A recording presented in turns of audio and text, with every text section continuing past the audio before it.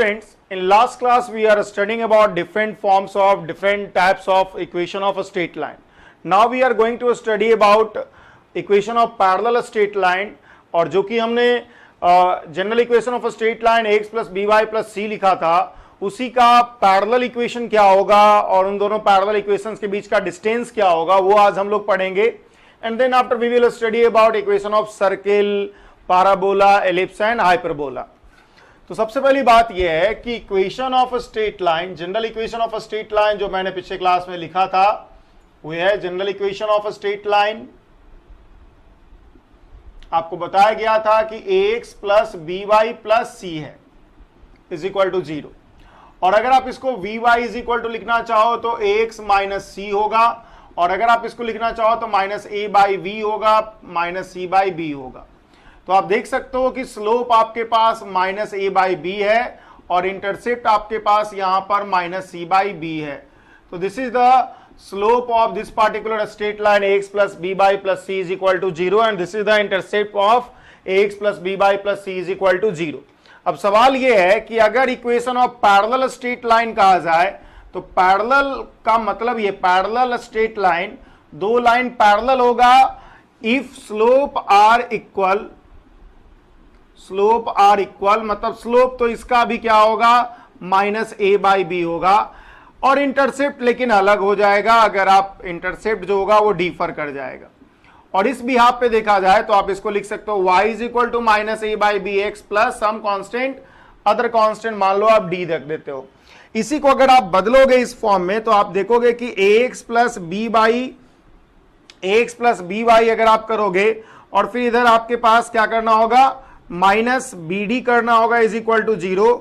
इसी को आप simply x plus b y plus c one is equal to 0 लिख देते हो.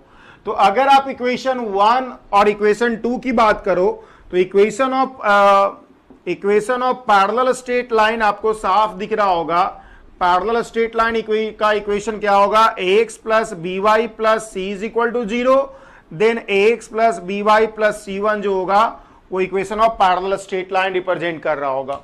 तो ये आपको दिखना चाहिए कि पैरेलल स्ट्रेट लाइन का जो स्लोप होगा वो इक्वल होगा, और स्लोप वो इक्वल होने के कारण एक्स और वाई का कोफिशिएंट इक्वल होगा. जो सी वैल्यू है, जो कांस्टेंट टर्म है, वो अलग अलग होगा दोनों लाइंस में.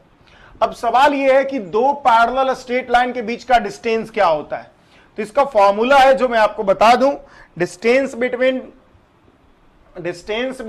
Parallel straight line, distance between parallel straight line क्या होता है, modulus of c minus c one divide by under root a square plus b square. तो modulus of c minus c one divide by a square under root a square plus b square, this is the distance between parallel straight line. ये दोनों जो parallel straight line है, a x plus b y plus c is equal to 0 and a x plus b y plus c one is equal to 0. इन दोनों के बीच का parallel straight line का जो डिस्टेंस होगा वो ये होगा, सी माइनस सी वन का modulus divide by a square plus b square. For example अगर आपके पास दिया हुआ है 2x plus 3y plus 1 is equal to 0 and 2x plus 3y plus 5 is equal to 0, तो distance between these two line will be equal to 5 minus 1 divide by under root 2 square plus 3 square. So we have, आप देख सकते हो 4 divide by under root 13. सो ये जो है distance between these to parallel straight line है, जो कि आप आसानी से देख सकते हो. तो ये एक इंपॉर्टेंट फॉर्मूला है कि पहली बात तो equation of parallel straight line जो होगा कोफिशिएंट एक्स वाई का सेम रहेगा, बस कांस्टेंट टर्म सी और सी वन अलग अलग हो जाएगा, और इन दोनों पैरेलल स्ट्रेट लाइन के बीच का दूरी जो होगा modulus of c minus c one divide by under root a square plus b square होगा. Modulus of c minus c one divide by under root a square plus b square होगा. तो ये था स्ट्रेट लाइन के बारे में information जो हम लोग को जरूरत पड़ता है इन फिजिकल केमिस्ट्री और in physics.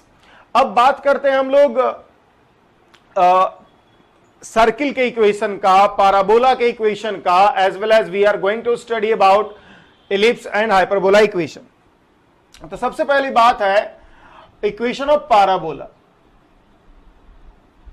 Equation of parabola की बात करते हैं तो पैराबोला क्या होता है, किस तरह कर्व होता है. इक्वेशन ऑफ पैराबोला होता है y is equal to ax square plus bx plus c, ये जो है इक्वेशन ऑफ पैराबोला है, मतलब क्वाड्रेटिक इक्वेशन।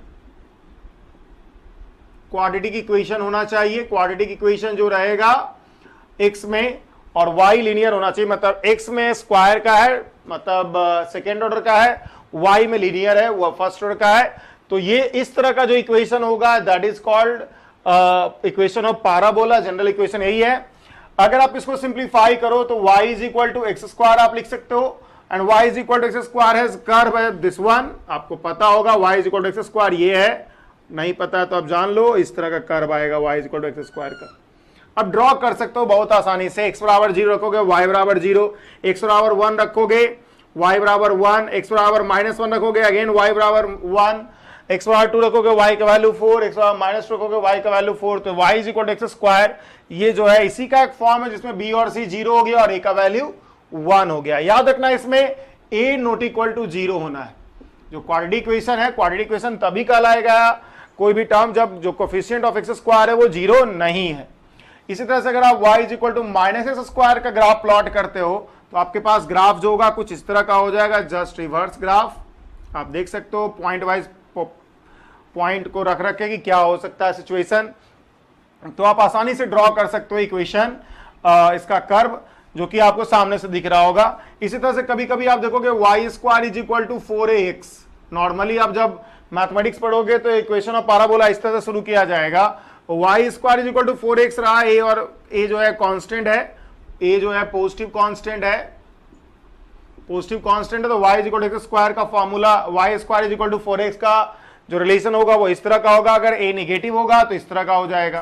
तो यही जो है पैराबोला का इक्वेशन है जिसमें कि आपको ध्यान ये रखना है कि एक वेरिएबल जो है आपका लीनियर में है और एक वेरिएबल जो है क्वाड्रेटिक में है। आप देख सकते हो आपने y को लीनियर रखा है, x को क्वाड्रेटिक फॉर्म में रखा है, तो आपके पास इस तरह का इक्वेशन आ गया है। अगर आपने क्या किया यहाँ पे y को क्वाड्रेटिक में रख दिया, x को लीनियर में रखा है, तो आपके पास इस तरह से आ गया है। अगर यही आपके पास y इक्वल टू -6 हो जाए तो आपके पास सिचुएशन क्या हो जाएगा, जो भी होगा वो इस तरह का सिचुएशन हो जाएगा, ये जो होगा आपका कर्व हो जाएगा। तो ये सभी आपको क्लियर होना चाहिए कि पैराबोला का इक्वेशन में क्या होता है, एक वेरिएबल जो होगा लीनियर में होगा और एक वेरिएबल जो होगा क्वाड्रेटिक में होगा। अगर ऐसा दिख रहा है आपके पास रिलेशन तो ये जो है पैराबोला का ही इक्वेशन बनेगा। बात करते हैं हम लोग अब सर्किल के इक्वेशन का, एलिप्स के इक्वेशन का और हाइपरबोला के इक्वेशन का। इक्वेशन ऑफ सर्किल, देखिए इक्वेशन ऑफ सर्किल जो है वो है x माइनस x1 का square plus y minus y1 का square is equal to r square, where x y जो हो गया वो क्या हो गया, x1 y1 जो हो गया वो सेंटर हो गया ऑफ सर्किल और r जो हो गया रेडियस ऑफ सर्किल हो गया। यही जो है इक्वेशन ऑफ सर्किल है जो कि आपको दिखना चाहिए। अगर आप लिखे हो x माइनस 0 का स्क्वायर प्लस y माइनस 0 का square is equal to 1 square, तो x square plus y square is equal to 1 square हो गया है। तो आपके पास एक सर्किल हो गया है जिसमें कि ओरिजिन जो है वो सेंटर है और रेडियस जो है 1 है। आप किसी भी डायरेक्शन में जाओ सभी का सभी क्या होगा, 1 ही होगा। सेंटर से जानते होगे आप, सेंटर से सरकमफ्रेंस का जो डिस्टेंस होगा वो सेम ही होगा। अगर आप लिखते हो x माइनस 1 का स्क्वायर प्लस y माइनस 2 का स्क्वायर इज इक्वल टू 4, तो आपके पास दिखेगा कि यहाँ पे सेंटर जो है आपका क्या है, सेंटर यहाँ पे आपके पास 1 और 2 हो गया है और जो रेडियस है वो आपका 4 है। तो this is the circle equation जो कि x माइनस 1 का स्क्वायर प्लस y माइनस 2 का स्क्वायर इज इक्वल टू 4 है। इसी तरह से अगर आप लिखते हो x प्लस 1 का स्क्वायर प्लस y माइनस 1 का स्क्वायर इज इक्वल टू 9, तो आप देखोगे this is 2, this is not 4, this is 2। आपके पास जो आर स्क्वायर है, आर स्क्वायर को मैंने आर स्क्वायर आपके पास 4 है तो रेडियस आपके पास 2 होगा। इस तरह से आप देख सकते हो कि x का वैल्यू -1 है और y का वैल्यू 1 है और रेडियस का वैल्यू 3 होगा। And this is the equation of circle जिसमें कि सेंटर जो है -1 1 है और रेडियस जो है 3 है। तो equation of circle is this one. अब ध्यान रखिएगा, एक इक्वेशन ऑफ सर्किल में x और y का जो कोफिशिएंट होगा वो इक्वल होगा। In equation of circle both x square and y square has equal coefficient, same coefficient, identical coefficient, मतलब अलग अलग कोफिशिएंट नहीं होना है अगर आप बात करते हो x और y के कोफिशिएंट का, तो बिकॉज अगर आप अलग अलग कोफिशिएंट रखते हो तो ये सर्किल का इक्वेशन हो ही नहीं सकता है। याद रखिए, स्ट्रेट लाइन के इक्वेशन में x और y दोनों लीनियर होता है, दोनों कोफिशिएंट कुछ भी हो सकता है, अलग अलग कुछ भी हो। पैराबोला के इक्वेशन में एक लीनियर होता है वेरिएबल, एक वेरिएबल क्वाड्रेटिक में होता है, कोफिशिएंट कुछ भी हो सकता है। सर्किल के इक्वेशन की बात करें तो इसमें दोनों वेरिएबल, चाहे x हो y हो, दोनों वेरिएबल जो होगा क्वाड्रेटिक फॉर्म में होगा और दोनों का कोफिशिएंट लेकिन सेम होगा। दोनों का कोफिशिएंट सेम होना है, दोनों का कोफिशिएंट कभी भी अलग नहीं होना। अगर कोफिशिएंट अलग हुआ x स्क्वायर और y स्क्वायर का, तो ये सर्किल का इक्वेशन नहीं होगा, बल्कि ये इलिप्स और हाइपरबोला का इक्वेशन हो जाएगा। और इलिप्स और हाइपरबोला में भी कंडीशन है कि अगर आपके पास जो कोफिशिएंट है वो अलग अलग है x स्क्वायर y स्क्वायर का और सेम साइन के साथ है, मतलब दोनों कोफिशिएंट पॉजिटिव है या दोनों कोफिशिएंट नेगेटिव है, तब वो इलिप्स का इक्वेशन होता है। और अगर x स्क्वायर y स्क्वायर का कोफिशिएंट अपोजिट साइन का हुआ, तब जाकर के वो हाइपरबोला का इक्वेशन होता है। तो पॉइंट ये है कि अगर हम बात करते हैं इक्वेशन ऑफ इलिप्स का, तो इक्वेशन ऑफ इलिप्स में एक्स स्क्वायर और वाई स्क्वायर का कोफिशिएंट अलग अलग होता है लेकिन सेम साइन के साथ होता है। इक्वेशन ऑफ इलिप्स की अगर हम बात करें तो इन ellipse equation coefficient of x square and y square are different, अलग अलग होगा, different but with same sign, same sign के साथ होना है, अलग अलग साइन के साथ यहां पर नहीं होना है। इक्वेशन ऑफ इलिप्स में इस बात को ध्यान रखना है आपको कि जो एक्स स्क्वायर और वाई स्क्वायर का कोफिशिएंट होगा वो सेम साइन का होगा, अलग अलग होगा लेकिन कोफिशिएंट अलग अलग होगा।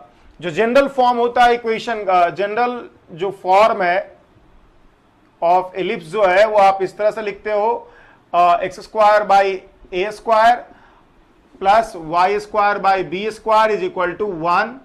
यहां पे गौर करने वाली बात यह है कि नॉर्मली हम लोग ए को ज्यादा रखते हैं बी से, और अगर ऐसा है तो ए को कहा जाएगा मेजर एक्सिस जो कि एक्स एक्सिस के अलॉन्ग होगा, और बी को कहा जाएगा माइनर एक्सिस। नॉर्मली हम लोग ऐसा रखते हैं, ऐसा कोई जरूरी नहीं है कि ए ही ज्यादा हो सकता है बी ज्यादा हो। अगर ये सिचुएशन है कि ए ज्यादा है तो आपके पास इक्वेशन ऑफ इलिप्स इस तरह का हो जाएगा, मतलब जो ग्राफ होगा इलिप्स का वो इस तरह का हो जाएगा। This is the point here, और आप देखोगे कि ये कहलाता है, this is a and this is b, एक तरफ ए है एक तरफ बी है। ये जो है मेजर एक्सिस है, क्योंकि ए बड़ा है, जो बड़ा होगा वही मेजर एक्सिस कहलाता है और जो छोटा है वो माइनर एक्सिस कहलाता है। अगर कभी कभी अगर आपके पास ऐसा हो तो बी कहलाएगा मेजर एक्सिस और ए कहलाएगा माइनर एक्सिस।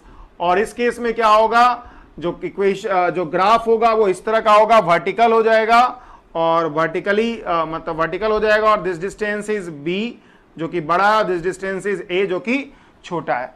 तो आपके पास साफ दिख रहा है कि इलिप्स में क्या होगा, जो कोफिशिएंट होगा एक्स स्क्वायर और वाई स्क्वायर का वो अलग अलग होगा लेकिन सेम साइन के साथ होना है। ऐसा नहीं है कि साइन अलग अलग होगा, साइन अलग अलग होने का मतलब है कि वो हाइपरबोला का इक्वेशन हो जाएगा। तो इलिप्स के इक्वेशन में आपको ध्यान रखना है कि एक्स स्क्वायर वाई स्क्वायर का कोफिशिएंट सेम होगा। एक और बात कि यहां पे जो मैंने इलिप्स बनाया है वो ऑरिजिन के अराउंड बनाया हुआ है। जनरल इक्वेशन आप कभी कभी देखोगे, जनरल इक्वेशन जो है उसमें x माइनस x1 का square divide by a square plus y minus y1 का square divide by b square is equal to 1 रखा जाता है। और इसमें जो इलिप्स का डायग्राम है उसमें ओरिजिन की बजाय ये पॉइंट x1 y1 होगा जिसके अराउंड इलिप्स का फॉर्मेशन किया जाता है। तो यही पॉइंट है जो कि आपको ध्यान में रखना है कि इलिप्स के इक्वेशन में आपको जो कोफिशिएंट है एक्स स्क्वायर और वाई स्क्वायर का वो सेम होगा, सेम साइन का होगा लेकिन वैल्यूज अलग अलग होगा। अगर सेम हो गया, साइन भी सेम हुआ, वैल्यूज भी सेम हुआ तो सर्किल हो जाएगा। अगर एक्स स्क्वायर वाई स्क्वायर के कोफिशिएंट की बात कर रहा हूं मैं, साइन सेम हुआ लेकिन वैल्यूज अलग अलग हुआ तो एलिप्स हो जाएगा। अगर इसी केस में आप देख सकते हो कि अगर मैं क्या करूं, इसमें ए और बी को बराबर कर दूं, अगर मैं ए और बी को बराबर कर दूं तो ये एलिप्स का जो ग्राफ है वो ऑब्वियसली सर्किल में बदल जाएगा इफ ए बराबर बी कर दिया जाए। अगर जो इस डायग्राम को अगर आप देखिएगा और इसमें क्या कर दिया जाए, ए बराबर बी कर दिया जाए, आपके पास इक्वेशन ये है x square upon a square plus y square upon b square is equal to 1। और इफ ए बराबर बी कर दिया जाए तो आप देख सकते हो कि ये जो ग्राफ होगा वो बदल जाएगा, इस तरह से सर्किल में कन्वर्ट हो जाएगा। This is also a, this is also a, और आपके पास जो इक्वेशन हो जाएगा x square plus y square is equal to a square, that is circle. तो अगर मेजर एक्सिस माइनर एक्सिस के बराबर हो गया तो एलिप्स जो है वो क्या होगा, सर्किल में कन्वर्ट हो जाएगा। तो ये बात आपको आसानी से समझ में आना चाहिए। अब लोग बात करते हैं इक्वेशन ऑफ हाइपरबोला का। तो जैसा मैंने पहले बताया कि हाइपरबोला में एक्स स्क्वायर और वाई स्क्वायर का कोफिशिएंट अलग होगा, साइन भी अलग होना चाहिए, मतलब अलग अलग हो सकता है कि 1 1 ही हो, एक -1 हो, एक +1 हो, तब भी वो हाइपरबोला का ही इक्वेशन होगा। तो इक्वेशन ऑफ हाइपरबोला में क्या होना है, if coefficient of x square and y square, coefficients of x square and y square are of different sign, value बराबर हो नहीं हो उससे मतलब नहीं है, different sign, then it is hyperbola. तब ये हाइपरबोला में बदल जाता है। जैसा कि अगर आप x square upon a square रखते हो minus y square upon b square is equal to 1। अब चाहो तो ए और बी बराबर भी रख सकते हो, उससे कोई फर्क नहीं पड़ता है, बस अलग अलग साइन का होना चाहिए। एक्स स्क्वायर और वाई स्क्वायर का कोफिशिएंट एक पॉजिटिव हो एक नेगेटिव होना चाहिए। तो इसका जो इक्वेशन होता है, इसका ग्राफ जो होगा वो इस तरह का होगा, इसका ग्राफ जो होगा इस तरह का होगा। इसमें दो जो कह सकते हैं कि टेंजेंट होता है, एक होता है y is equal to a by b x, और इसको के एसिम्पटोट्स भी कहा जाता है, जो कि टेंजेंट एट इनफाइनाइट पोजीशन दिखाता है, b बाई ए है, and that is minus b by a x. तो ये जो है इक्वेशन ऑफ हाइपरबोला है। याद रखिए आपके पास अगर एक्स स्क्वायर और वाई स्क्वायर का कोफिशिएंट इक्वल हुआ, इक्वल मतलब सभी चीज के साथ, तो ये सर्किल होगा। एक्स स्क्वायर और वाई स्क्वायर का कोफिशिएंट डिफरेंट हुआ with same sign, same sign के साथ डिफरेंट हुआ तो इलिप्स हो गया। और अगर एक्स स्क्वायर और वाई स्क्वायर का कोफिशिएंट क्या हो गया, डिफरेंट साइन का हुआ, अलग अलग साइन का, वैल्यू सेम हो ना हो उससे मतलब नहीं, डिफरेंट साइन का हुआ, तो ये क्या होगा, हाइपरबोला होगा। तो दीज आर द डिफरेंसेस जो कि आपको समझ में आना चाहिए। हाइपरबोला का एक स्पेशल केस है जो हम लोग को नॉर्मली जरूरत पड़ता है, वो है रेक्टेंगुलर हाइपरबोला। रेक्टेंगुलर हाइपरबोला का ही हम लोग को कभी कभी जरूरत पड़ता है। रेक्टेंगुलर हाइपरबोला वो हाइपरबोला होता है जिसमें कि जो एसिम्पटोट्स लिखा है मैंने, y is equal to b by a x और उधर y is equal to minus b by a x, ये दोनों एक दूसरे पे परपेंडिकुलर होता है। और परपेंडिकुलर होता है मतलब the equation of hyperbola in which asymptotes are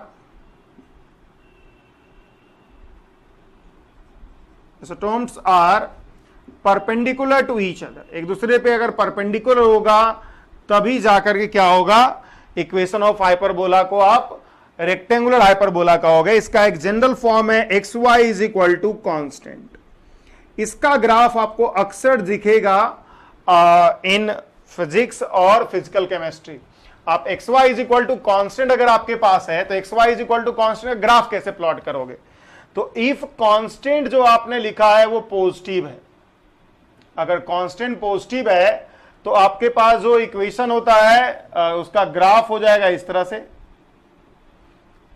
इसमें एक्स एक्सिस और वाई एक्सिस ही हाइपर एसिम्पटोट्स रिप्रेजेंट करता है। X y is equal to positive constant का ही ये ग्राफ है। और अगर जो कांस्टेंट आपने लिखा x y is equal to constant वो नेगेटिव रहा, तो आपके पास जो इक्वेशन होगा, मतलब उसका ग्राफ जो होगा वो इस तरह का होगा, सेकेंड क्वाड्रेंट में जिसमें कि एक पॉजिटिव है और एक नेगेटिव है, और फोर्थ क्वाड्रेंट में जिसमें कि एक पॉजिटिव है और एक नेगेटिव है। तो this is the y axis, this is the x axis जो कि आपके सामने, this is the x axis and this is the y axis. तो ये एक साफ है कि भाई अगर आपके पास हाइपरबोला है तो हाइपरबोला में आपके सामने है कि जो एक्स स्क्वायर वाई स्क्वायर का कोफिशिएंट डिफरेंट साइन का होगा, सर्किल और इलिप्स में सेम साइन का होगा, सर्किल में वैल्यू भी सेम होगा, इलिप्स में वैल्यूज अलग अलग होगा। और उसमें भी हाइपरबोला में एक रेक्टेंगुलर हाइपरबोला होता है जिसमें एसिम्पटोट्स एक दूसरे पे, दीज आर द एसिम्पटोट्स हियर। एसिम्पटोट्स का मतलब होता है टेंजेंट एट इनफाइनाइट मतलब पॉइंट, वह मतलब समझ सकते हो आप ऐसा कि ये जो लाइन है वो इस कर्व को इनफाइनाइट पे टच करेगा। ये दोनों आपस में अगर परपेंडिकुलर हो, इस तरह के हाइपरबोला को ही हम लोग क्या कहते हैं, रेक्टेंगुलर हाइपरबोला। और इस तरह से आप देख सकते हो कि जो भी चीजें हैं कोऑर्डिनेट ज्योमेट्री में, जो कि ग्राफ हम लोग को जरूरत पड़ता है in different problems of physical chemistry और इन फिजिक्स, वो हमने कर लिया है। Thank you.